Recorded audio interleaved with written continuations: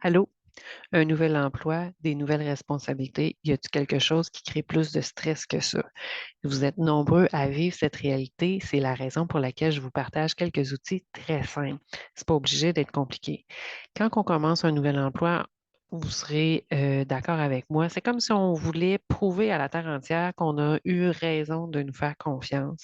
On veut prouver à la terre entière que ça fait tellement longtemps qu'on aspire à progresser, qu'on veut être à la hauteur des attentes. Puis c'est là où on se crée une pression vraiment de façon euh, pas nécessaire. Donc, je vous amène un élément ultra important à prendre en considération, c'est que lorsqu'on commence des nouvelles responsabilités, on veut souvent courir avant d'apprendre à marcher. Est-ce qu'on peut y aller étape par étape? Il faut d'abord prendre conscience que de façon naturelle, il y a une courbe d'apprentissage qui est importante de suivre. Donc, gardez en tête que lorsqu'on commence un nouvel emploi, c'est normal de souhaiter performer, mais je vous ramène à l'esprit qu'il faut d'abord marcher, courir, puis ensuite, vous vous permettrez d'aller aux Olympiques parce que c'est ce que vous êtes capable de faire. J'ai aucun doute là-dessus. Donc, prendre conscience que oui, on était performant dans notre ancien poste et qu'on va le devenir dans notre nouveau poste, mais ça va prendre une certaine période de transition, une période d'adaptation. Donc, pour pouvoir passer à travers cette période d'adaptation-là, je vous suggère fortement d'être authentique. Faites pas semblant de tout maîtriser. Faites pas semblant d'être solide sur votre poste. Les gens le savent que vous êtes nouvellement arrivé, que c'est des nouvelles fonctions pour vous.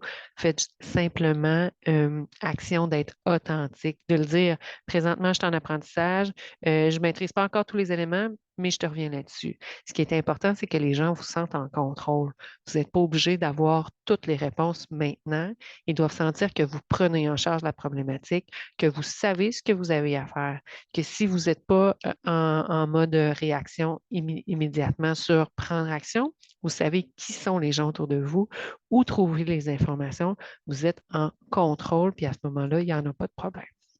Dernier point très, très important, permettez-vous d'aller clarifier les attentes, autant du côté de votre supérieur, autant du côté de votre équipe. Si par exemple vous êtes dans un poste de supervision, permettez-vous de clarifier qu'est-ce qu'on attend de vous. Est-ce qu'on veut que vous soyez constamment en poste?